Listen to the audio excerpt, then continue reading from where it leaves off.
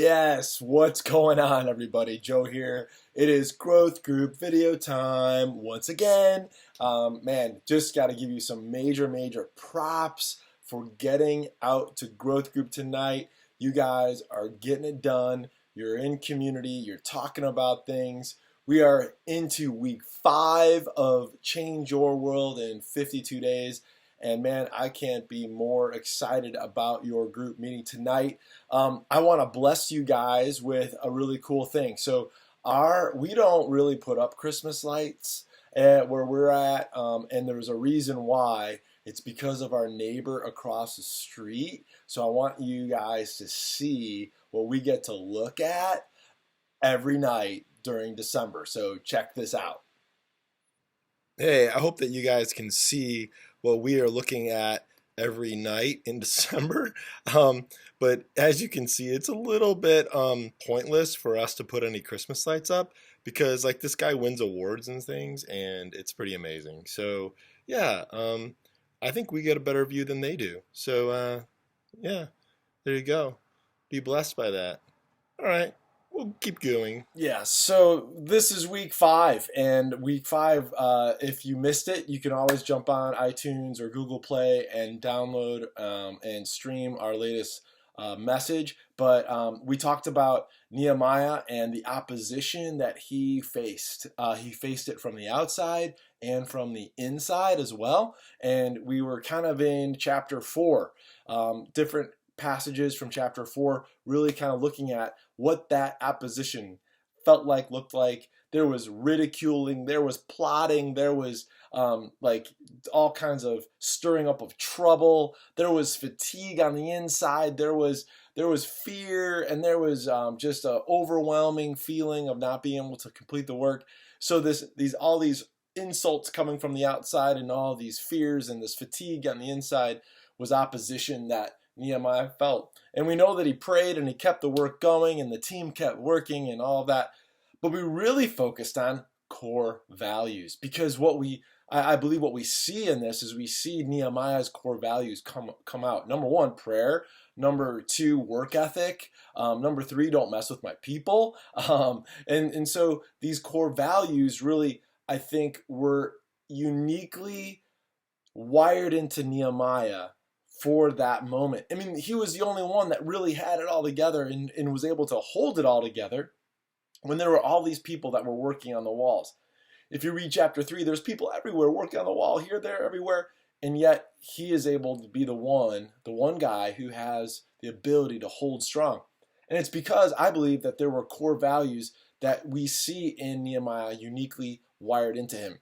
And so here's what I want to do.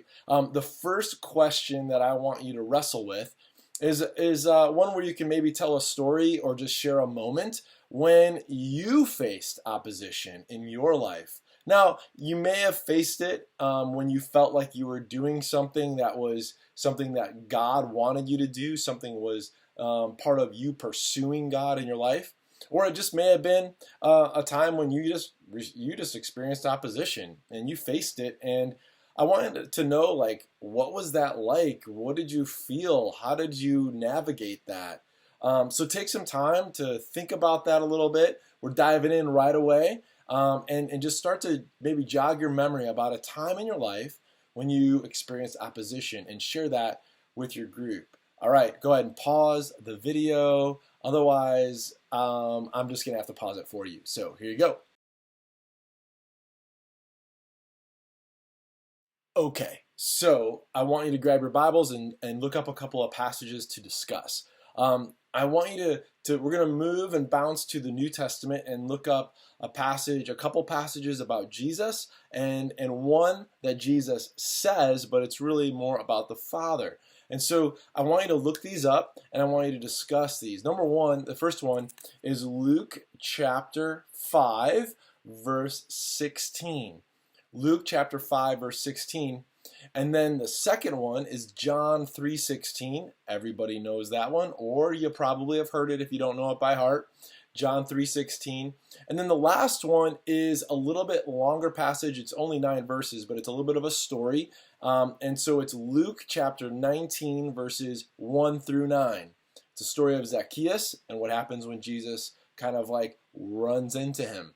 And so in these passages, I really want you to ask the question, what core values do we see evidence of in these passages? Of Jesus in Luke chapter 5, verse 16, of the Father in John 3:16, and then of Jesus again in Luke chapter 19, verses 1 through 9. And really, like, how do we know that these, if we sense that these are core values in these passages, how are we determining that? So I want you to talk about what you think they might be and how you have come to that thought, and spend some time talking about those three passages and the core values that you see. All right, pause the video and I'll let you discuss. Okay. So here is where the rubber meets the road. All right, we are going to ask the question, and maybe you're ready, maybe you're not, maybe that's okay. It's for sure okay. And this is the question: what are your core values? What are your core values? And I don't know where you're at. I mean, everybody in your group is probably at a different spot with this. Some of you might be running off of core values that you inherited from your parents, and you haven't necessarily owned them yourself. You're kind of like operating off of them, but you haven't necessarily said, yeah, these are the ones I'm going to lock down. Some of you may not have an idea at all. Others of you may be very clear. But I think my hope is that you would maybe take a stab at what you feel like a core value of yours might be, and how are you determining that that's a core value of yours?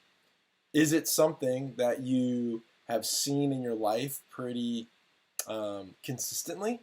Is it something that you have seen in your past experiences that you say, man, this has definitely been a thing? Or is it something that maybe someone has observed about you, that you've heard this said about you by others? So what are your core values, and why have you kind of identified those as your core values?